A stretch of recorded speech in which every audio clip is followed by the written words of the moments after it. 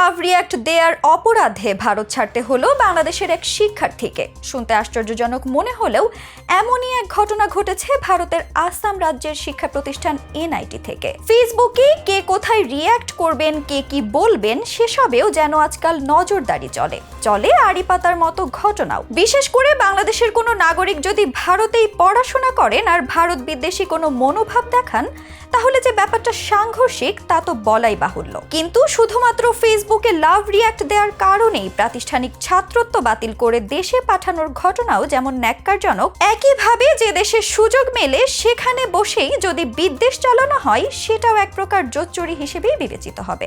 কিন্তু কেন বাংলাদেশের এই শিক্ষার্থীকে দেশে ফেরত পাঠিয়েছে ভারতের এই শিক্ষা প্রতিষ্ঠান? পাশাপাশি কি নিয়ে লাভ রিয়াক্ট করেছেন সেই নারী শিক্ষার্থী? ভৌগোলিক অবস্থানের কারণে ভারত এবং বাংলাদেশ সবচেয়ে গুরুত্বপূর্ণ দুই প্রতিবেশী। প্রায় 4000 কিলোমিটারের এই সীমান্ত ঘিরে বিগত কয়েক দশক ধরে রাজনৈতিক নানা সিদ্ধান্ত বদল হয়েছে। দুই দেশের দ্বিপক্ষীয় সম্পর্ক পরিবর্তন হয়েছে সরকার বদলের সঙ্গে সঙ্গে। বিশেষ করে বাংলাদেশের বিশাল সংখ্যক জনগোষ্ঠীর কারণে আঞ্চলিক বাণিজ্যের প্রতিযোগিতায় বড় ধরনের প্রভাব আছে বাংলাদেশের বাজারের। ফলে শুরু থেকে বাণিজ্যিক সম্ভাবনাকে নিয়ন্ত্রণে রাখতে প্রাণপণ চেষ্টা চালিয়ে যাচ্ছে। সেই হিসেবে অনেক বাণিজ্য চলছে দুই দেশের। একই সাথে বাংলাদেশ থেকেও পণ্য রপ্তানি হচ্ছে ভারতে, আর ভারত থেকেও বহু জরুরি পণ্য আসছে বাংলাদেশে। বাণিজ্যিক সম্পর্ক ছাড়াও সামরিক, কূটনৈতিক, আঞ্চলিক নিরাপত্তার স্বার্থে বহুদিন ধরেই একই উদ্দেশ্যে কাজ করছে দুই দেশ। তেমনি ভাবে দুই দেশের শিক্ষা প্রতিষ্ঠানে পড়তে শিক্ষার্থী আদান প্রদান করে দুই দেশই। ভারতের বিভিন্ন অঞ্চলে বিভিন্ন শিক্ষা প্রতিষ্ঠানে ছড়িয়ে ছিটিয়ে আছে বহু বাংলাদেশি শিক্ষার্থী, যাদের অনেকেই যান স্কলারশিপ নিয়ে, আবার অনেকে নিজ অর্থ খরচ করে পড়তে যান উচ্চশিক্ষায়। তেমনই এক শিক্ষা প্রতিষ্ঠানের নাম আসাম রাজ্যের ন্যাশনাল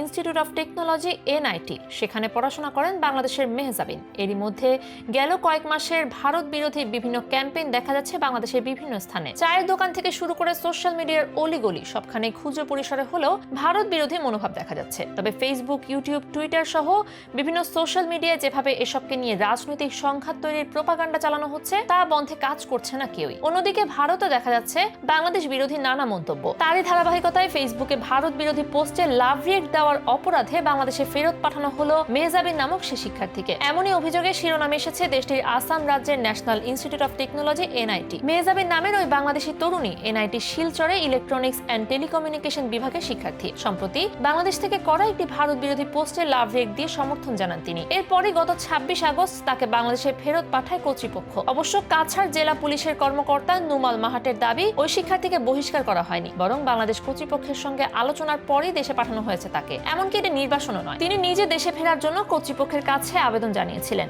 এরপর 26 আগস্ট সকালে ওই ছাত্রীকে করিমগঞ্জে ভারত বাংলাদেশ আন্তর্জাতিক সীমান্তে নিয়ে যাওয়া হয়। সেখানে তিনি সকাল 11টার দিকে পর্যাপ্ত নিরাপত্তা ব্যবস্থার মধ্যে সীমান্ত অতিক্রম করেন। নোমাল গত 27 আগস্ট সংবাদ সংস্থাকে জানান, ওই ছাত্রী সামাজিক যোগাযোগ মাধ্যমে কলেজেরই এক প্রাক্তন ছাত্রর ভারত বিরোধী পোস্টে সমর্থন জানিয়েছিলেন। সে শিক্ষার্থীও ছিলেন বাংলাদেশি। 6 মাস আগে পড়াশোনার পাট চুকিয়ে ভারত ছেড়েছেন তিনি। পোস্টদাতা ওই প্রাক্তন ছাত্রের বিরুদ্ধে থানায় অভিযোগ দায়ের করেছে ভারতের একটি সংগঠনের মুখপাত্র শুভাশিস চৌধুরী জানিয়েছেন, ভারত বিরোধী পোস্টটিতে প্রতিষ্ঠানের এক ছাত্রীর লাভ রিয়াক্ট তাদের নজরে আসে। কর্তৃপক্ষকে উপযুক্ত ব্যবস্থা নেওয়ার আর্জি জানিয়েছেন তারা। পোস্টে ছাত্রীর সমর্থনের বিষয়টি চোখে পড়ার পরই উত্তপ্ত হয়ে ওঠে এনআইটির পরিস্থিতি। এদিকে দ্বিতীয় বর্ষের এই ছাত্রী তার বাকি পরীক্ষাগুলো দিতে আবার ভারতে ফিরবেন কিনা এই বিষয়ে পুলিশ জানায়, এখনই কিছু বলা যাচ্ছে না। ওই ছাত্রী ফিরবেন কিনা সেটা তার সিদ্ধান্ত। ভারতের সরকারি সূত্র বলছে, এই মুহূর্তে এনআইটি শিলচরে পড়াশোনা করেন 70 জন বাংলাদেশি ছাত্রছাত্রী। তাদের সঙ্গে পুলিশের পক্ষ থেকে যোগাযোগ করা হয়েছে। ভারত বিরোধী কোন রকম কর্মসূচিতে সমর্থন ও মত প্রকাশ করতে নিষেধ করা হয়েছে তার। ফলে ভারত আর বাংলাদেশের আঞ্চলিক ভ্রাতৃত্ববোধ যেভাবে কমে আসছে, সেখানে একই সাথে বাড়ছে বিদ্বেষ আর ঘৃণা ছড়ানোর প্রোপাগান্ডা। আর প্রোপাগান্ডার ফাঁদে পড়ে জীবন দুর্বিষহ করে তুলছে সাধারণ শিক্ষার্থী।